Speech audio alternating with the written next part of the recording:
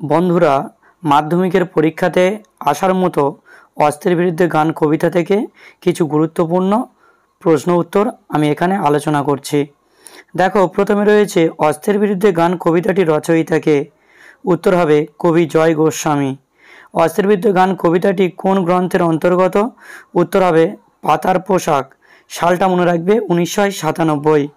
অস্ত্রের বিরুদ্ধে গান কবিতায় যে সময়ের কথা বলা হয়েছে কোন সময়?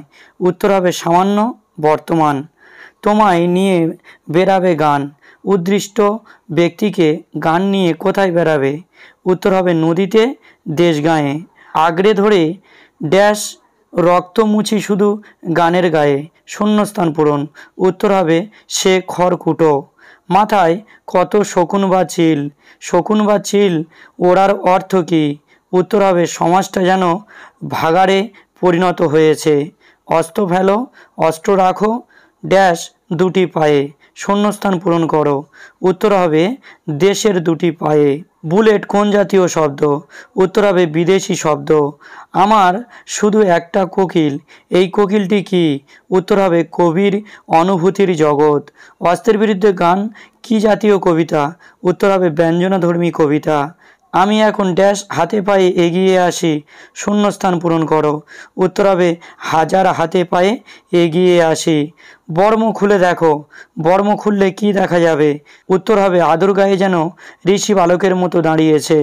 অস্ত্রের বিরুদ্ধে গান কবিতায় ব্যবহৃত ঋষি বালকের মধ্যে কার ছায়াপাত ঘটেছে বলে তোমার ধারণা?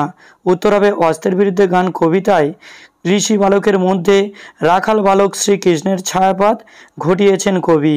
এই ঋষি বালকের মতো তার মাথায় ময়ূর পালক গোজা থাকতো বলে কল্পনা করা হয়েছে।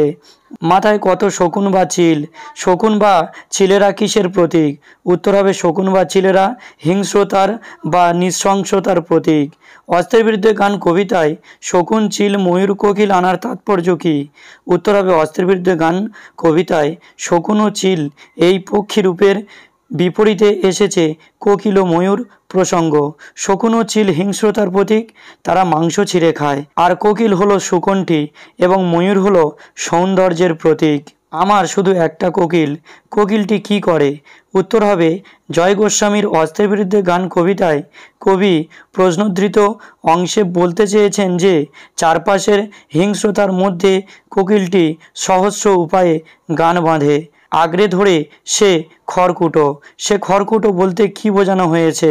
উত্তর হবে পতনশীল মানুষ সামান্যতম বস্তুকে আঁকড়ে ধরে বাঁচতে চায়।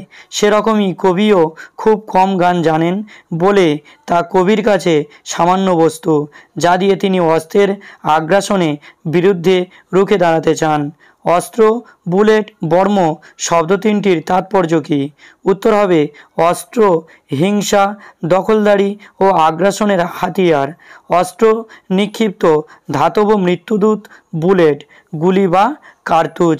বর্ম হলো অস্ত্রবিলাসীদের আত্মরক্ষার উপকরণ, এসবই মানুষকে হনন প্রবণ করে তোলে। অস্ত্র রাখো পায়ে, কোন কবির এই আহ্বান? উত্তর হবে আধুনিককালের অন্যতম শ্রেষ্ঠ কবি জয় গোস্বামীর এই আহ্বান। গান দাঁড়ালো ঋষি বালক, এই ঋষি বালক কিসের প্রতীক? উত্তর হবে পবিত্রতার প্রতীক। আমি এখন হাজার হাতে পায়ে, কথাটির অর্থ কী? উত্তর হবে হাজার হাতে পায়ে বলতে কবি হাজার হাজার মানুষের সমবেত প্রয়াসের কথা বলতে চেয়েছেন। সকলকে নিয়ে কবি যুদ্ধের মোকাবেলা করতে এগিয়ে যাবেন। মাথায় কত শকুন বা চিল, এর দ্বারা কবি কি বুঝিয়েছেন? উত্তর হবে যুদ্ধবাজ অশুভ শক্তিকে বুঝিয়েছেন। তো বন্ধুরা, যদি ভিডিওটি ভালো লাগে তাহলে লাইক এবং চ্যানেলে নতুন হলে চ্যানেলটি সাবস্ক্রাইব করে দিয়ে দ্য বেস্ট এডুকেশনের সঙ্গে যুক্ত থেকো এবং ভিডিওটি কতটা তোমাদের উপকারে আসছে অবশ্যই আমাকে কমেন্ট করে জানিও।